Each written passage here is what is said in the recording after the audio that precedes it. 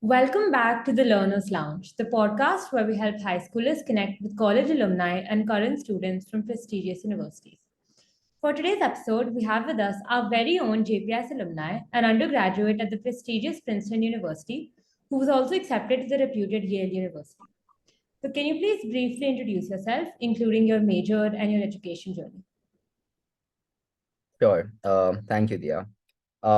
Thank you for having me, Dia and Manvi.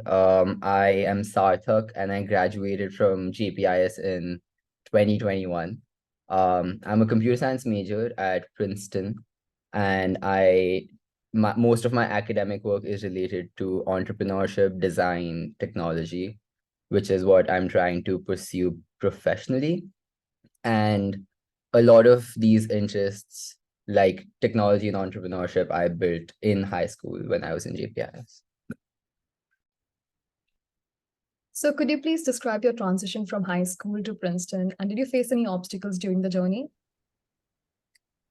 Yeah, I actually think the transition was rougher than I had initially thought it would be. Um, I think part of it had to do with the pandemic because we had been essentially not studying and not going to school for around 2 years at that point. And then I went to college, and it was one of the most challenging universities to go to. And I, for one, had trouble adjusting to the workload and adjusting to being regular with academics again. But that was very situational related to COVID. Beyond that, I think one of the obstacles was the culture shock of moving across the world. It it has its beauty to it of kind of making it on your own in a strange place, but it's also really scary. Um, I was lucky enough that I made wonderful friends early on, who are still my friends 2 years later. But I think trying to find the right people around you is the one thing that will smoothen your transition. That was important for me. Yeah, I think the culture shock is definitely something that a lot of us don't consider when we, look at where we want to go for university. So I think that is something like we should prepare for as well. So, what is the most interesting class you have taken or professor you have encountered at Princeton?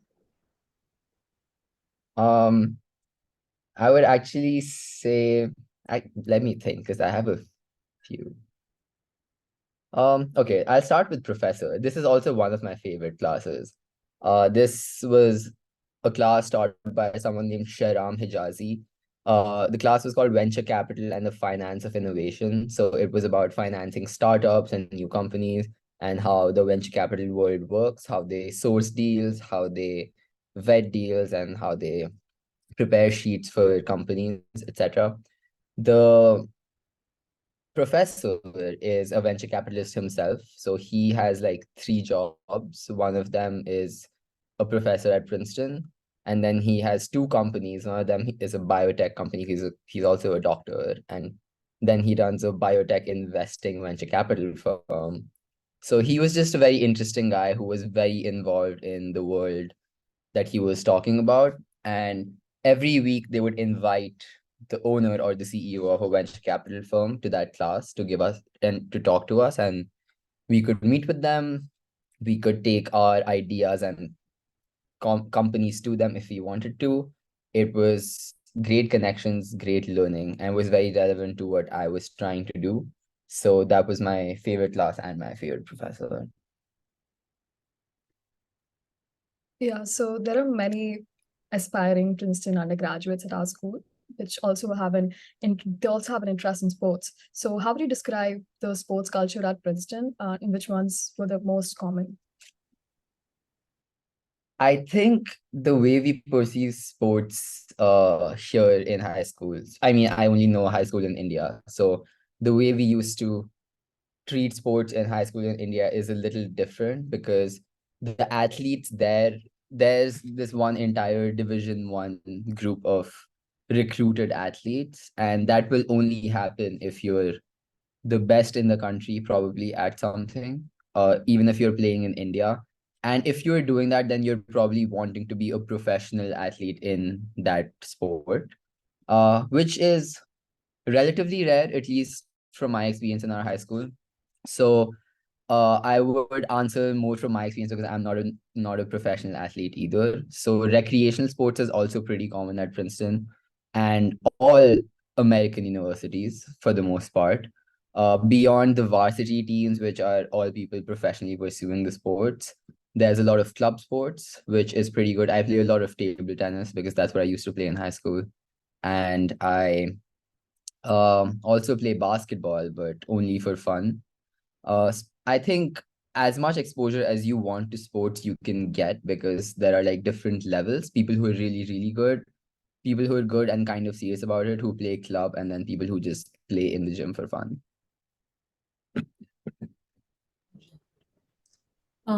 Okay, so what is the campus culture like at Princeton, and are there any particular traditions or events that define the student experience? Um, yeah, campus culture is actually a lot better than I'd initially expected. Like you mentioned, I was trying to make a choice between Yale and Princeton, and the biggest calling towards Yale was its culture and how good the community is and how happy that energy was, at least to me, when I was applying. And Princeton was the question mark in that category. Is it too stressful? Is it too competitive? But I actually experienced the opposite. It's really hard, but it's so hard that everyone is struggling. So people just try to help each other. And I haven't experienced too much competition from my peers in terms of they're not trying to do better than me. They just want everyone to do well. And the campus culture overall is pretty remarkable, actually, because we have reunions at the end of every year where all alumni are invited every year for this giant festival over like 3 or 4 days. And my freshman year in the summer, I stayed for reunions, and there were 45,000 people on campus. And it's actually insane how much these people love this university. I'm not there yet. Maybe I will be one day. Um, but the campus culture is actually really good and really. Was there another part to your question? Particular traditions that define the student experience. Right. There's one that I think is really cool. We have this period called reading period where for 15 days we don't have classes, but then we have exams. So it's like a preparation thing.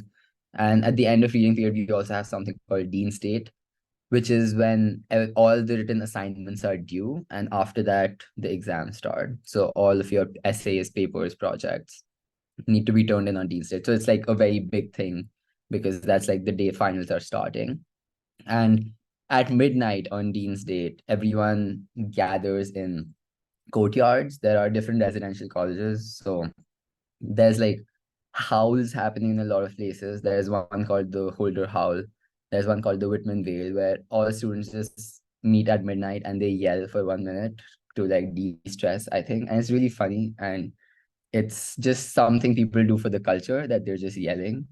And it does de-stress you just because you take a walk, you go outside with your friends and you scream for a minute. There was another tradition that I thought was cool is every year Princeton beats both Yale and Harvard in the football games of the season.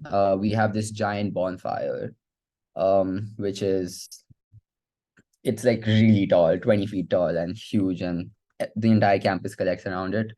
And we won both our Yale and Harvard games my freshman year, so there was a bonfire, which was cool. So, what would you have done differently in high school now that you're in college?